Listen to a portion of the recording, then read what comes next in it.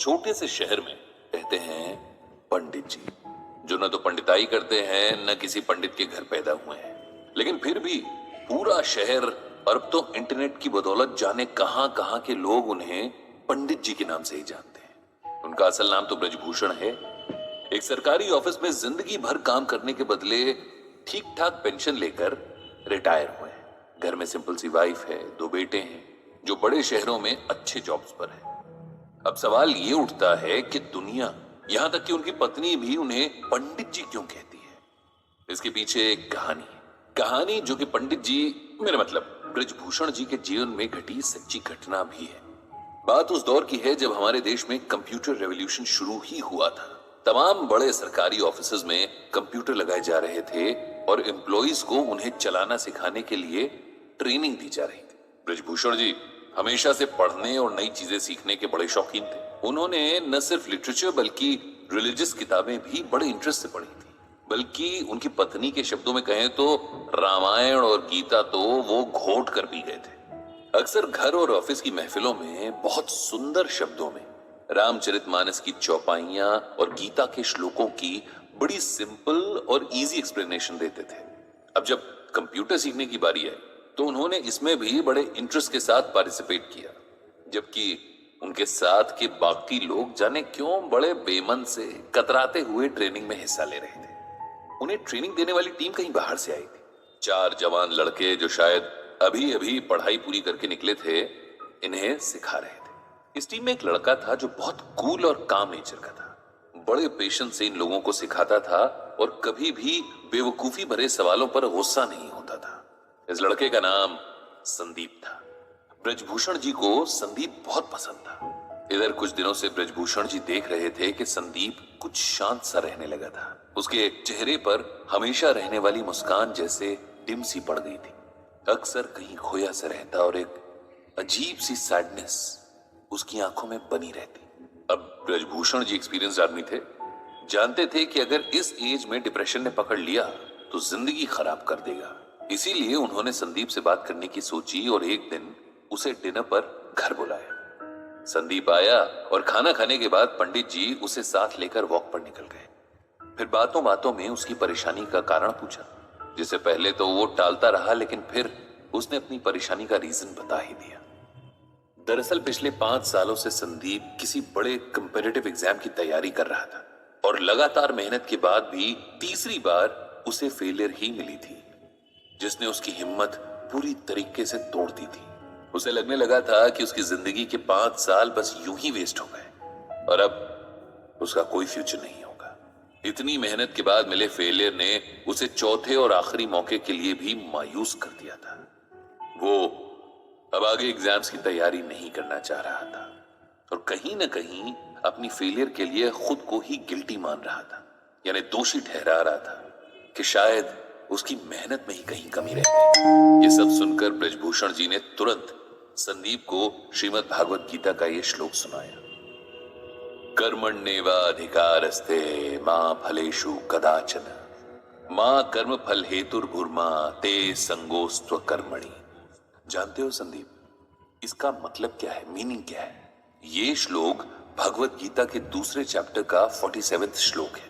जब अर्जुन रणभूमि पर अपने सगे संबंधी, अपने गुरु, भाई और दोस्तों को देखकर युद्ध छोड़ देना चाहते हैं, तब भगवान उसे गीता का उपदेश देते हैं। और गीता का ये श्लोक तो संपूर्ण गीता की समरी जैसा ही है। इसका अर्थ अगर समझ लें तो जीवन की सारी परेशानियां दूर हो जाएं।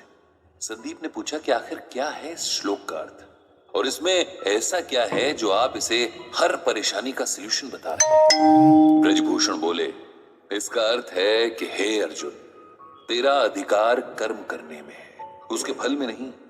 तू कर्म के फल के प्रति आसक्त ना हो या कर्म न करने के प्रति प्रेरित ना हो। सिंपल वर्ड्स में कहें तो हम में से हर कोई कुछ भी करने से पहले उस काम के रिजल्ट के बारे में सोचता है। जैसे बच्चे पढ़ाई शुरू करने से पहले फर्स्ट आने की विश करते हैं।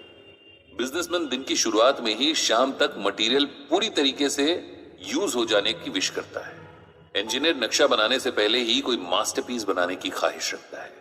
हाउसवाइफ सब्जी काटने से पहले ही सोचती है कि आज का खाना खाकर तो उसका परिवार उसकी तारीफ करेगा। हर कोई अपने हर काम से अच्छे फल की उम्मीद करता है, जबकि हमारे हाथ में सिर्फ और सिर्फ अपना काम करना है। उसका रिजल्ट क्या मिलेगा, कैसा मिलेगा, कैसे मिलेगा, इस पर ना तो हमारा कोई कंट्रोल है और ना ही राइट।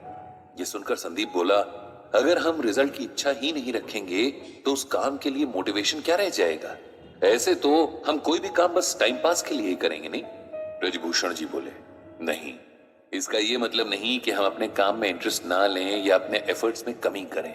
इसका मतलब ये है कि हम ये समझ लें कि हमारे कंट्रोल में सिर्फ हमारा काम है।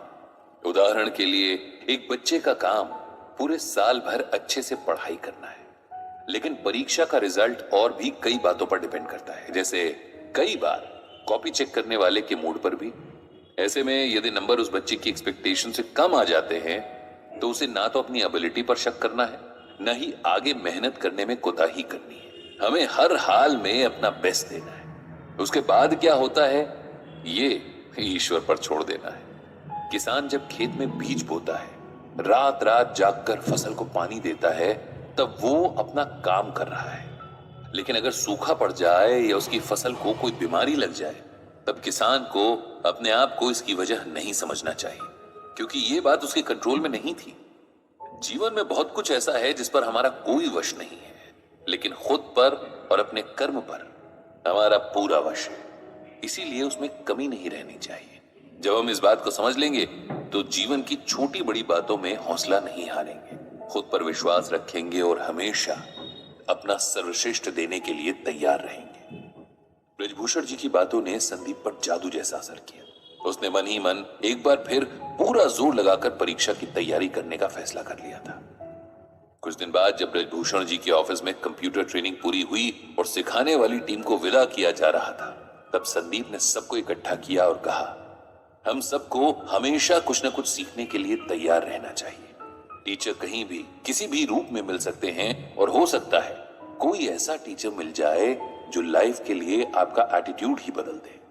मुझे भी यहाँ एक गुरु मिले जिन्हें जीवन का बहुत एक्सपीरियंस है और इस अनुभव को बांटना भी आता है। ये गुरु हैं ब्रजभूषण जी, जिन्हें मैं आज से पंडित जी कहकर पुकारूंगा, क्योंकि पंडित का अर्थ होता है ज्ञानी, ज्ञान देने वाला। साथ ही गुरु दक्षिणा में मैंने उनके लिए एक ब्लॉग तैयार किया है जिसका नाम रखा है गीता ज्ञान।